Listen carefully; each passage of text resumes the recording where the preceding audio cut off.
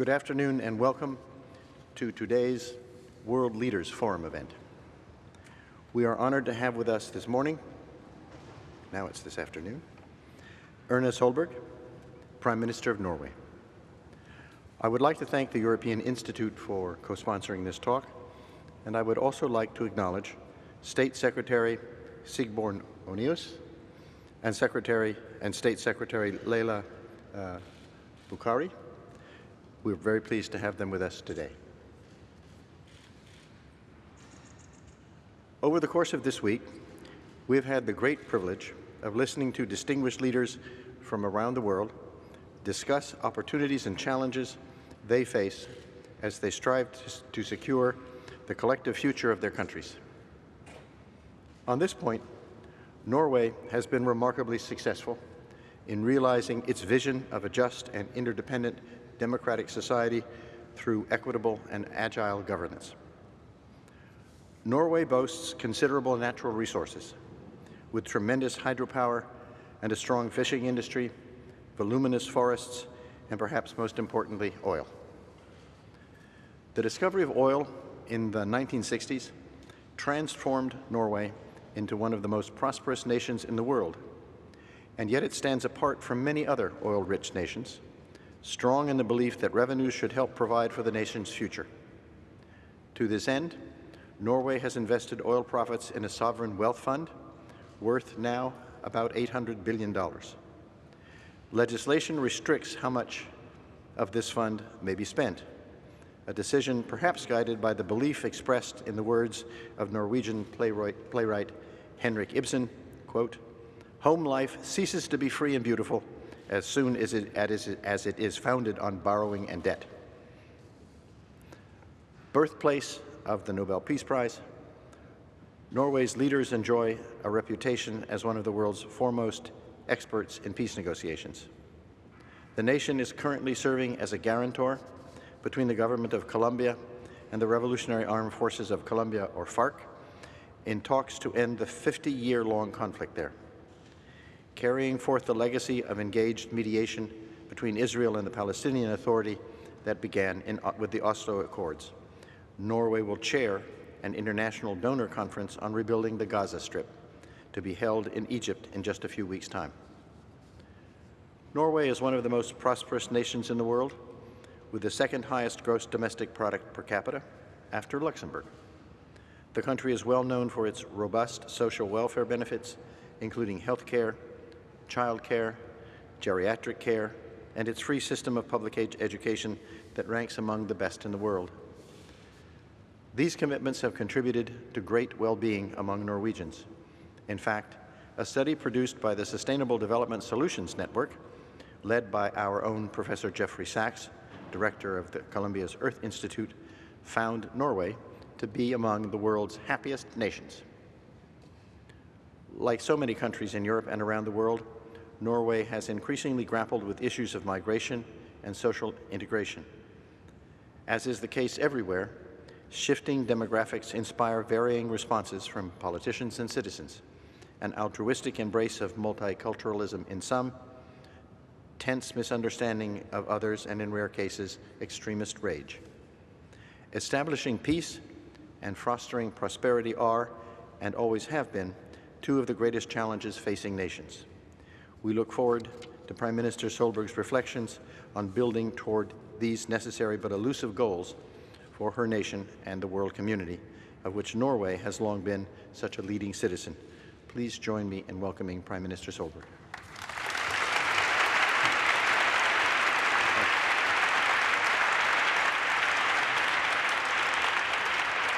Thank you very much. Thank you for those very nice introductory remarks. It's true that we are the country that is evaluated as the second most happy country in the world. The only thing that makes us a bit gruntled is the fact that it's our southern neighbor Denmark, who we used to be in union with for 400 years, who are the number one on that list, which of course irritates us extremely. But that's not a topic for what I'm going to speak about. So, ladies and gentlemen, And next year, world leaders will meet here in New York to adopt a new set of global goals. The Sustainable Development Goals, which is goals for our common future. These goals must be built on those goals that was established 14 years ago, called the Millennium Development Goals, the MDGs. I am co-chair of Secretary General Ban Ki-moon's MDG Advocacy Group. Jeffrey Sachs is a member of that group. And I am trying to seize every opportunity to accelerate the progress on the current goals. 462 days remain before their deadline. However, we have one large problem in reaching those. We have just earlier today had a breakfast meeting showing off very good results from a lot of countries, but conflicts and wars prevail in many regions, and it stops development. While a lot of countries have increased their ability to develop their countries in the right way when it comes to the MDGs, we see that war and conflict stops development. So peace and stability is vital if we are to achieve the MDGs, and if next year's decision on having the SDGs is going to be a success also onwards towards 2030. But we have very good results. Millions have lifted themselves out of poverty. Several targets on the Millennium Development Goals have been met, but this positive development has not happened in the states that are in violent conflict. This is why we need an engagement from states and regions affected by conflict, and it's crucial if we are going to eliminate poverty by 2030. While 19% of the world's poorest people now live in fragile and conflict-affected areas, the figure will leap to 40% by 2030 if the current trends continue. So the current trends does not give reason for optimism. After a decade of decline in conflict and warfare, the pendulum is swinging back. Even in Europe, we are watching in what I would say disbelief at respect for international recognized borders and territorial integrity of Ukraine is violated by Russia. It is mainly international violent conflicts that are preventing countries from reaching the MDGs. In many cases, this is not outright civil war, but community, criminal and political violence that deprive people of peace. How can we ensure that children can receive an education when they are not safe on their way to school? How can we promote private investments if production sites are being hit by mortars or if criminal gangs control critical infrastructure? So what then can the rest of the world do? And what can I would say, relatively small country like Norway do? And what can you do who are gathered here today? Leaving a country adrift at the mercy of warlords and extremism is no option. That is what happened in the case of Afghanistan in the years before 9/11. Unfortunately, we see many examples like that. There is, in fact, quite a bit the international community can do, depending on the nature of the conflict. However, peacebuilding should not be undertaken with unrealistic ambitions. Peacebuilding is not a linear progress where clear progress can be seen all the way. It's a messy affair with many backclashes. During the last 2 decades, we have become more realistic about how we can achieve in conflict and conflict-affected states and how fast we can achieve it. International efforts to promote peace and stability are dependent on the parties' will to engage. It is also important to get regional powers on board. It's not enough to establish peace in one country alone. It has to be rooted in a regional context. There are many ways of promoting peaceful development, but all of them come with opportunities and limitations. From the chambers of the Security Council to the modest homes of the Swat Valley in Pakistan, we can help to end poverty and injustice by promoting peace. These different efforts at global, regional, and national and local level must work together. The obvious starting point for Norway's work to promote peace is the UN Security Council. Its mandate is, after all, to maintain the international peace and security. Despite some very, very unfortunate deadlocks, the Security Council and the international order it represents is one of the main reasons for the reduction we saw in interstate wars. When the United Nations was formed in San Francisco in 1945, the major powers at that time were given permanent membership in the Security Council and, as you know, the right of veto. The permanent five, P5, as you will know, China, France, Russia, UK, and the US. Many small and medium-sized countries like Norway supported this arrangement. We did so not only because it reflected the world order of the day, but also to ensure that the Council would have the authority to make decisions and act on our behalf. If they hadn't had that construction, we probably would have had a less efficient UN. However, the Council has failed to address the situation in Syria and in Ukraine effectively. And we all know why. There are some big powers that still believe in outdated ideas as of zero-sum games and spheres of influence. The right to veto has been used several times to prevent meaningful action on the part of the international community. The division in the Security Council on the issue of Syria made it impossible to enact measures that could have protected the people on the ground, and extremists on all sides have been free to kill, maim, and rape innocent victims. 3 years ago, Syria was a middle-income country in which refugees from their neighboring states sought a safe haven. Today, we are seeing the worst humanitarian crisis in decades unfolding before our eyes. 3 years ago, 3 years of damage, it might take 30 years to repair. And the international community's inability to respond is partly responsible for the recruitment of foreign fighters in a lot of European countries.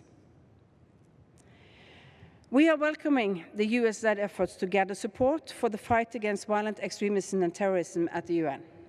The Security Council has an important role to play in addressing new security threats like ISIL or Boko Haram. The Council can build on the work in the Counter-Terrorist Committee that was established in September 2001 and has worked extensively to curb the influence of Al-Qaeda. We have, for example, last night, had a resolution against foreign fighters in the Security Council with more than 100 co-sponsors. It's an important and big step forward, but of course, it should have been action 3 years ago. We would have been in a different situation. In cases where Security Council members have agreed and have given a strong and realistic mandate for a UN operation, the UN have helped to end conflicts and foster reconciliation in dozens of countries, including countries like Cambodia, El Salvador, Guatemala, Mozambique, and Namibia. UN peacekeeping has also made and continues to make a real difference in other places. Current and recently completed operations include Sierra Leone, Burundi, Cote d'Ivoire, Timor-Leste, and Liberia, Haiti, and Kosovo. By providing security and responding to crises, these operations have supported political transition and helped new and fragile states build their institutions. They have helped countries to start on a path for normal development, even though major peace-building challenges may remain. In other cases, the UN peacekeeping And the response of the international community as a whole has been inadequate. We know it from Somalia, Rwanda, the former Yugoslavia in the early 1990s serve as examples. Those setbacks were instrumental in spurring far-reaching changes in UN peacekeeping. Today, the UN peacekeeping is more vital than ever for both international peace and security. But peacekeeping is under strain. As we speak, UN peacekeepers are striving under extreme difficulties in countries such as South Sudan, the Central African Republic, Mali, and Liberia. Their success is vital not only for the people of those countries, but also for peace and prosperity in the rest of the world. I think it's our collective responsibility to ensure that the UN has the resources it needs to fulfill its role in the global peace and security architecture. As we all know, there is a need for a wide variety of resources to implement increasingly comprehensive and complex mandates. Norway has been a contributor to UN peacekeeping from its very beginning in 1948, when the United Nations Trust Supervision Organization was deployed to the Middle East. Since then, more than 56,000 Norwegians have served as UN peacekeepers worldwide. Norway welcomes the UN Secretary-General's initiative to carry out a strategic review to strengthen the world's community's ability to deal with contemporary security challenges. This review should be based on a broad approach that takes into all aspects of the current UN engagement in peace operation. It should examine the whole range of instruments that the UN has at its disposal. The UN and the Security Council will, as I've now spoken lengthily on, be key players. However, the world are changing, and the UN must keep up with the changes. We need reform of the composition and the working methods of the UN Security Council. The efforts of the UN must be complemented by regional and national actors. In today's world, regional organizations and arrangements are increasingly proving their relevance. Economic, social, and political integration is increasingly taking place at the regional level. It's only after 2 horrific wars during the last century that my own country chose integration. The creation of a peaceful Europe and the creation of EU are 2 sides of the same coin. Another example is the African Union that continues to prove its relevance, in particular in conflict-ridden states from Mali to Somalia. As World Bank President Kim has pointed out, you can't have development without peace. But too often, we forget that peace won't last without development. In this collective effort, national governments and political leaders must take the lead and ensure local ownership. In some cases, like in Syria, the power holders lack the will to build a new inclusive society and have no vision beyond staying in power. In others, there may be virtually no foundation for building a state, and peace building may have to start from scratch. In Somalia, Norway took a risk in spearheading efforts to support the government through the Special Support Facility. We did so because without institutions, without a treasury, it is not possible to build a state. It is not possible to provide health services, and it's not possible to provide education for all. Many of the biggest recipients of foreign aid from Norway are war-torn countries like Afghanistan, Palestine, and South Sudan. We are also one of the top donors in many humanitarian emergencies. The wider global community needs to confront the complex institutional and social challenges in these fragile states, because the cost of inaction is high and the returns on well-designed interventions are great. We hope we have the opportunity to build institutions, infrastructure and capacity in fragile states. And we see that we can do it, and we must seize that opportunity. If we can assist in bringing in desperately needed private sector investment, we must do so. And we need to build constructive state-society relations through inclusive political processes and settlements. The professionalism, accountability, and the capability of law enforcement and the judiciary need to be enhanced. The global community can play a crucial role in reducing external drivers such as terrorism and international organized crime. International organized crime includes the trafficking of people and drugs and the illicit trade in arms and natural resources. Norway provides support to countries that are plagued by international violent conflict in order to reduce poverty, but promoting peace also strengthen our own security. Sometimes it's difficult to tell taxpayers that we are using a lot of their money in these efforts. But in a globalized society, we are so interlinked that if we don't work on these issues, it will hurt us back home. Last year, a group with links to Al-Qaeda took more than 800 hostages, including Norwegians, at Statoil's gas plant in Aminas in Algeria. Norwegian vessels and petroleum activities have been attacked by pirates off the African coast. This summer, we raised our terrorism threat level due to the conflict in Syria. Political exclusion, bad governance, and organized crimes in countries far away can easily become a security threat to us all. Countering violence and exclusion will not be possible without promoting the rights of girls and women. I am appalled by the continuing abductions of Nigerian schoolgirls by Boko Haram, and by the targeting of women and girls in ongoing conflicts such as those in Iraq, South Sudan, and Syria.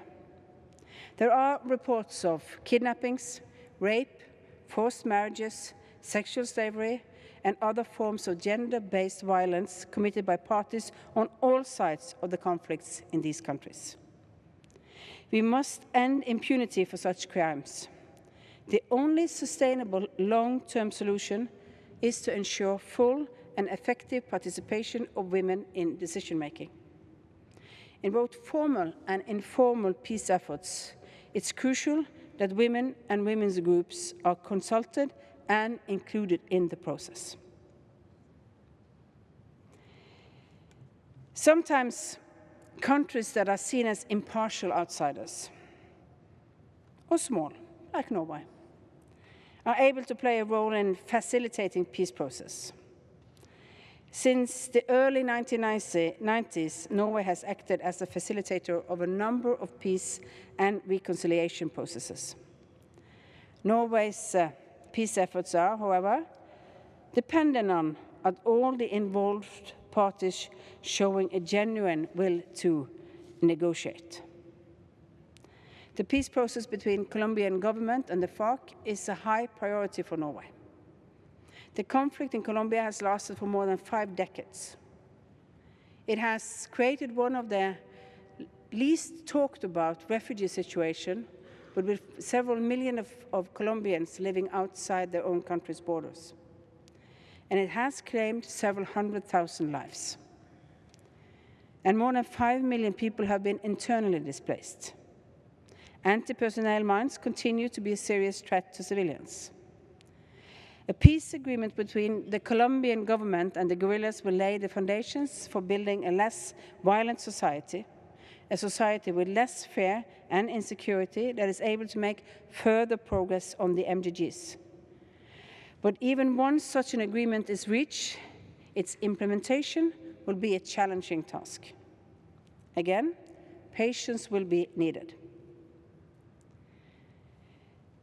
Norway is also seriously concerned about the grave political, economic, and humanitarian situation in South Sudan.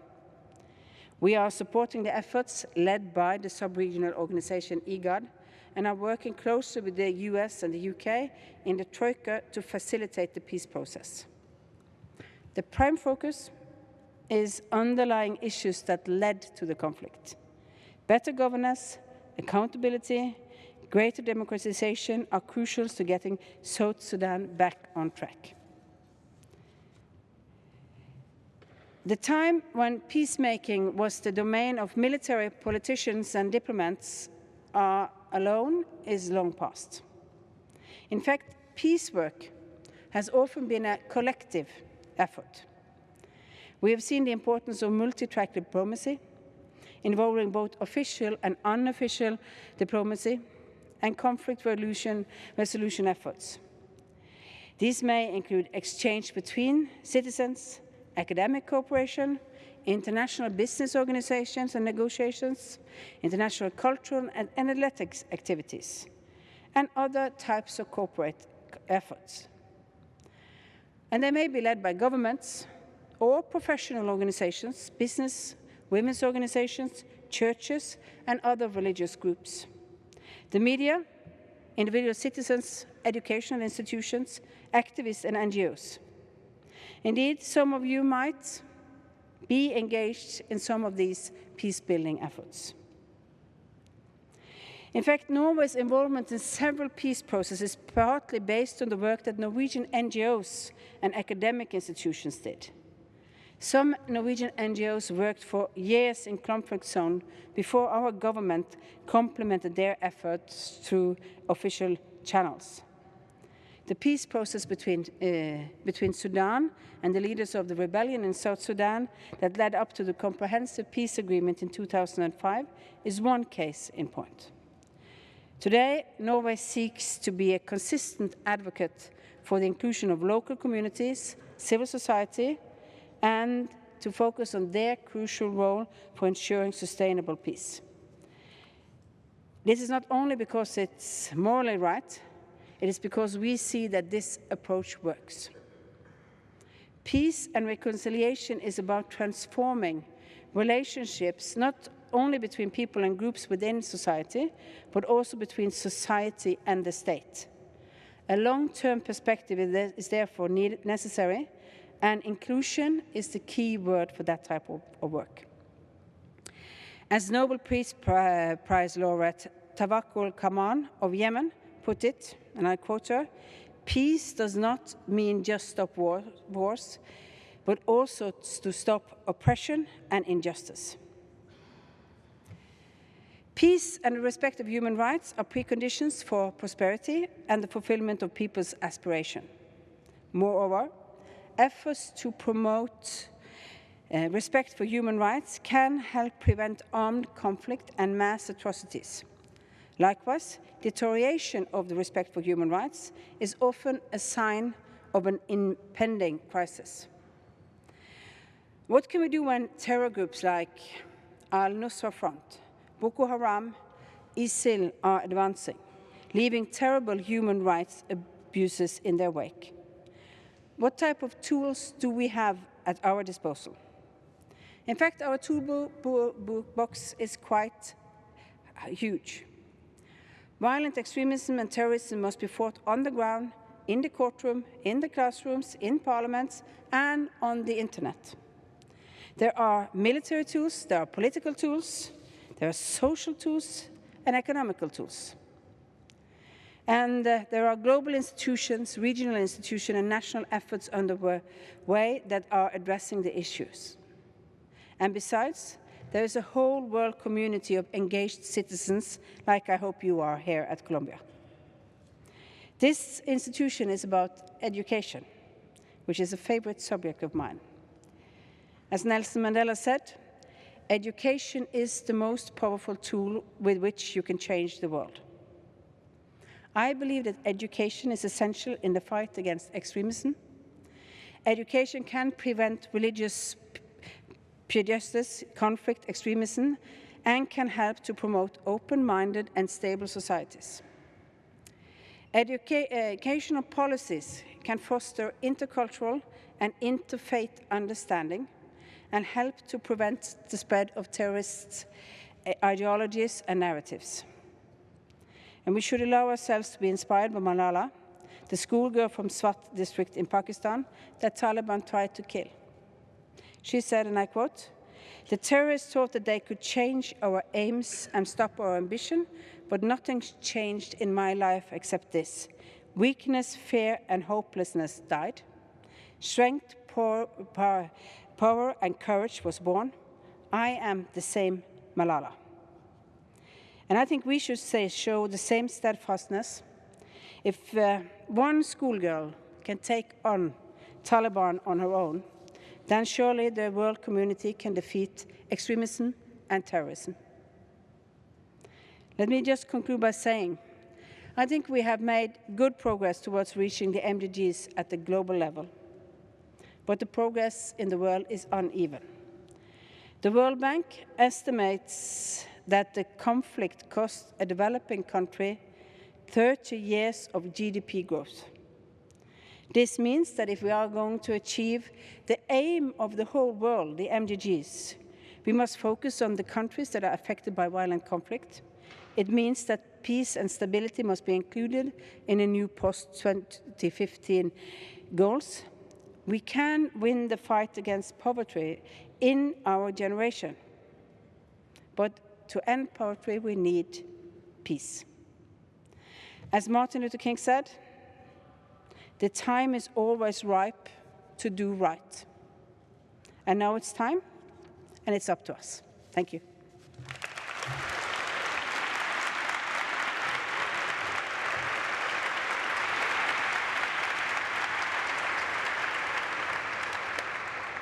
Thank you very much. Prime Minister Solberg has kindly said she will take questions. So if you have questions, please line up at one of the two microphones. They're right there. And identify yourself with your name and your school. Okay, we'll start with you. Hi, my name is Diana and I'm at SIPA. Okay, so Prime Minister, what are some of the challenges that you've faced as a woman in politics, and what are some recommendations that you have for us students at Colombia? I am happy to be part of the second generation of women politicians in Norway. So my story is not one of big obstacles becoming a prime minister and being a woman in Norway, because we had a generation before. I'm the second woman who's prime minister of Norway. I think the ones that were the active politicians in the 70s and 80s had larger problems than I've had. I think there is, as a politician, it's sometimes very good to be a woman. People feel, strangely, very much closer to women than they do to men. They tend to find us talking more to their hearts, and we are allowed to talk more to the hearts of the people than often male politicians do, because it's a bit out of the male role. The obstacle can sometimes be if people are afraid that you can do the tough decisions too. I have a reputation of being good at doing tough decisions, so I've managed to come up with that obstacle. My recommendations for those who want to be politically active, who want to change things, is to engage in politics, to engage in organizations that try to change things. And I think it's important to, if you're a woman and you want to be a part of politics, there's one thing girls often do wrong. We are at least known to be better at teamwork than men are. Men are known to be more competitive than us. And sometimes women tend not to take credit for what they in fact do. Also remember to take credit for what you are doing, because the boys always do that. They will also take credit for what you have been done if they are allowed to do that. So remember that. Yes? Hello, Prime Minister. I'm Giovanni, and I'm a Columbia College student, and my question goes as following. You elaborated on the importance of peace to allow for development, and then you explained that development is necessary for maintaining peace. So what policies would a developing nation, after achieving said peace, would you suggest for that country to apply for maintaining stable development in economics and social aspects? Well, I think I think education is extremely important, and not just primary education, but good quality education all the way up. I think after a conflict, I think one of the things that, for example, the World Bank have reviewed in their own view of what have we done wrong, is that they have sometimes been too focused on economics in a post-conflict situation and too little on human investments. And I think it's extremely important that you manage to bring in the groups, and especially there's a lot of people who have participated in war fighting that need to be put into active work somewhere. You need to get them into either an educational program, you need to get them into work, you need to, they have to be able to feed their family without using it as a hired gun for somebody. If you can't manage that, then it's going to be very difficult. I was in Liberia a couple of years ago. They had a long civil war going on. They have now the very difficult situation on Ebola, but they are trying to work their way up. One of their problems is that if there's a conflict in some of their neighboring countries, they will always have a lot of men who are trained fighters who have not found a way to find a livelihood in a new society, and they will leave for the next country to fight. And you will have this continuous group of young men who are used to fight for a living instead of peaceful building of new types of economy and other types of jobs. So the job creation, education, and that we give them room in this post-conflict situation to grow and to make sure that people profit from the development. One of the big challenges, and I think we have to be honest, I usually say that every time I'm in a setting with a lot of developing countries, they might always look to us as donors to give more money, but it's also extremely important to fight the inequality and make sure that the elites in the same countries are participating in the economic development of their own country. Because there is up to a certain level where the taxpayers of the Western world will say, why should we pay when there are so many rich people in the same countries who are not contributing and paying taxes? Thank you. Yes? Nice to meet you, Ms. Prime Minister. And my name is Liu Junyu, and I'm an overseas student in China. And as we know, the economy between China and Norway is very complementary. It's highly complementary. So with very cheap labor market in China and very developed field in energy and environmental protection and education in Norway. So I'd like to know, is there any prospective project that is cooperative between the two countries, especially on the field of energy and environmental protection? Thank you. We have had a lot of good cooperation with China. We have had a human rights dialogue with China. For the current situation, Norway has a small problem with China. Yes. The Nobel Peace Committee, who is an independent committee, gave a Chinese oppositional the Nobel Peace Prize in 2010. And after that, the Chinese government is not talking very much to the Norwegian government. We hope that we will come into a new phase, because we think there is a lot of good cooperation. We have had a lot of good commercial cooperation. My Minister of Foreign Affairs used to be on China's environmental advisory board earlier on. So hopefully we'll get through this little bit difficult situation between Norway and China and get back on track for a good cooperation, because I think we have a lot of work to do together. China is also doing a lot of energy investment where we have a lot of the technology, for example, on subsea activities. So hopefully we will get back on track. I'm looking forward to that. Thank you. I'm afraid this will be the last question, if you could be brief. Good afternoon, Prime Minister. My name is Amir, and I'm a student at the School of General Studies. So with the conflict that's going on in Ukraine right now, and assuming that there will be a full-on war, and if it breaks out, and if the NATO does not take action, will Norway be involved in the conflict in any way independently from NATO? Is there going to be any help from Norway to the government of Ukraine separately from NATO? Thank you. We are helping both through programs in NATO and on the economy, on the side of NATO to Ukraine. We have a good cooperation with them. We are a bordering country to Russia. We are. I don't think we'll get a full-size war, to be honest. I think Russia wants to pressure the Ukrainian politicians. I don't think they want to go into a full-scale war. What we have seen is a modern type of war, where you are using insurgents, where you are using others to do the instability work for you. And it's very like what have happened in different other regions from different Russian politicians and presidents in the last years. We have many frozen conflicts.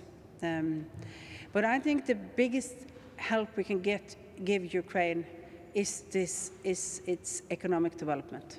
Because if people see that Ukraine are prospering, that the jobs are there, that they can manage their everyday life, it will be an example for the people also in the Russian-speaking regions around, and they will want to be part of it. I think you should win by making it attractive. And that's why we're also giving economic support. We are also giving our military help is on military reform. A type of, we are heading a fund made by the NATO on how to rearrange when you have to get some of the old officers out of so how to reschool, how to reform the military of the Ukraine. But I don't think we will see a military action from Norway and Ukraine. I don't think you will see a Norwegian military action of that type outside an attack directly on a NATO country. But we are participating in the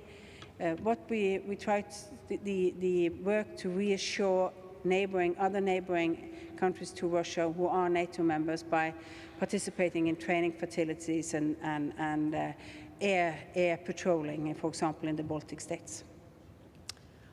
Okay, Prime Minister, I want to say for many of us that the consistent role played by Norway in the world community is one of the few heartening things we can look at in today's dangerous world. Thank you again for your address and for answering our questions.